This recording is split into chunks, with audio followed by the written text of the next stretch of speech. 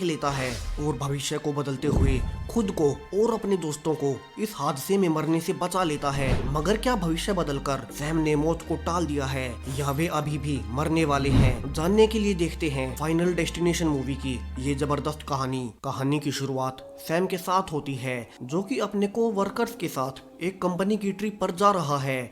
अब सैम को सुबह से ही अजीब सा लग रहा है। पहले बस पर चढ़ने से पहले वो वार्निंग मैसेज जैसे किस्मत उसे कुछ बताना चाह रही हो। अब ग्रुप की बस एक पुराने ब्रिज पर पहुंच चुकी थी, जहां अभी कंस्ट्रक्शन का काम चल रहा है। अब ब्रिज की हालत काफी खराब थी, जिसके बीच सैम के अंगूठे पर एक कट भी लगता है और तभी बस का रेडियो भी मेल फंक्शन करने लगता है। वहीं बाहर तेज हवाएं चलने लगती हैं और तभी सैम की बस को एक बड़ा झटका लगता है और यहीं से पूरा ब्रिज टूटना शुरू हो जाता है। एक ही झटके में गाड़ियां नीचे गिरने लगती हैं। अब इसे देख सब लोग डर गए थे। सैम जल्दी से अपनी एक्स गर्लफ्रेंड मोली को लेकर वहां से भागने लगता है और उनके साथ ही बाकी के लोग भी बचने के लिए भागने लगते हैं। मगर इसी बीच कैंडिस, जो कि पीटर की गर्लफ्रेंड है, ब्रिज से नीचे सीधा एक बोट पर जाकर गिरती है और मारी जाती है। अब पीटर के पास भी ज्यादा वक्त नहीं था, क्योंकि पूरा ही ब्रिज टूट कर नीचे गिर रहा था। सो सैम पीटर को अपने साथ लेकर भागने लगता है, लेकिन बस के अंदर अभी भी एक मेंबर आइजैक छूट गया था, जो कि अभी अभी बाथरूम से निकला है। मगर जब तक वो कुछ भी समझ पाता, आइजैक बस समेत ब्रिज से नीचे पानी में गिर जाता है और मारा जाता है। सैम यहाँ से मोली को लेकर भाग रहा था, जहाँ पूरा ही ब्रिज टूट कर नीचे गिरने लगता है। सैकड़ों लोग मारे जा रहे थे, जहां आगे जाने का रास्ता भी नहीं था। सो सैम साइड रेलिंग से मोली को आगे भेज देता है, मगर वो खुद मोली के पीछे जा पाता उसके पहले ही उसे ओलिविया की मदद की आवाज आती है, जिसका चश्मा गिरने से उसे कुछ भी दिखाई नहीं दे रहा था। अब सैम ओलिविया को भी मोली की आवाज का पीछा करने को कहता है और रेलिंग पर आगे बढ़ने को कहता है।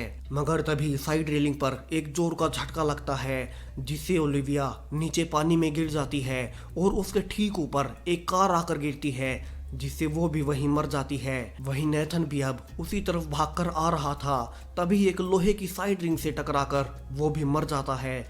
वहीं सैम और पूरी टीम का मैनेजर डेनिस भी ब्रिज से लटका हुआ था कि तभी उसके ऊपर भी गर्म कोल तार गिर जाती है, जिससे वो भी वहीं मारा जाता है। ब्रिज के इस हिस्से पर सिर्फ सैम और पीटर ही बचे थे, जहां वे एक एक करके उस साइड रेलिंग पर जंप करते हैं और सैम ठीक ब्रिज के गिरने से पहले रेलिंग पर कूद जाता है। मगर वे अभी भी सेफ नहीं थे। ऊपर एक गाड़ी खड़ी थी जिसमें कंस्ट्रक्शन का सामान था और उसी से कुछ नुकीली रोड्स नीचे गिरती हैं, जो कि पीटर के आर पार चली जाती हैं। और इसी के ठीक बाद एक स्टील की नुकीली चादर सैम को भी वहीं काट डालती है और यहीं से सैम फिर से खुद को बस में पाता है। सैम ने अभी अभी भविष्य देखा था। उसे अब पता है कि कुछ मिनट्स में वे सब मरने वाले हैं और तभी सैम का अंगूठा फिर से कटता है और रेडियो मेल फंक्शन करने लगता है, यानी कि इवेंट्स फिर से खुद को दोहरा रही हैं। यहाँ से डरा हुआ सैम खड़ा होकर चिल्लाने लगता है और कहता है कि उन्हें अभी इस ब्रिज से निकलना होगा, वरना वे सब मारे जाएंगे। वो जल्दी से मोली को जबरदस्ती बस से ले जाने लगता है और बाकियों से भी कहता है कि उन्हें भी अभी यहीं से निकलना होगा। अब मोली उसका भरोसा करके उसके साथ जाने लगती है, मगर बाकी सबको लगता है कि सैम ने शायद कोई सपना देखा है और उनका मैनेजर डेनिस बाकी लोगों से कहता है कि वे जल्दी से सैम को समझाकर वापस से बस में लाएं। अब सैम और मोली को रोकने के लिए पीटर और उसके बाद कैंडिस जाते हैं। फिर ओलिविया और नेथन भी उतर जाते हैं। वहीं आइजैक और डेनिस भी अब तक नीचे आ गए थे और तभी ब्रिज पहले की तरह हिलने लगता है और वायर्स के टूटते ही ब्रिज गिरना शुरू हो जाता है। अब चूंकि कई लोग ऑलरेडी बस से बाहर थे, सो वे जल्दी से वहां से भागने लगते हैं और अब सैम के पीछे पीछे जो लोग बस से उतर गए थे वे सब बच जाते हैं। वहीं पूरा ब्रिज उनकी आंखों के सामने टूट जाता है, जिसमें सैकड़ों लोग मारे जाते हैं, जिनमें उनके भी कुछ साथी शामिल थे जो कि बस से नहीं उतरे थे। अब यहाँ से सारे ही लोग डरे हुए थे, जहाँ पीटर सैम से पूछता भी है कि उसे पहले से कैसे पता चला कि ये ब्रिज टूटने वाला है। अब सैम को तो खुद भी नहीं पता था कि उसने भविष्य को कैसे देखा, मगर उसने इस बार टाइमलाइन बदल दी थी, जहां इस नई टाइमलाइन में अब वे सब जिंदा हैं। अब इसी घटना की जांच शुरू होती है, जहां डिटेक्टिव ब्लॉक सैम से पूछता है कि बाकी लोगों ने बताया है कि सैम को इस घटना के बारे में पहले से कैसे पता था और उसे ये सब कैसे पता चला।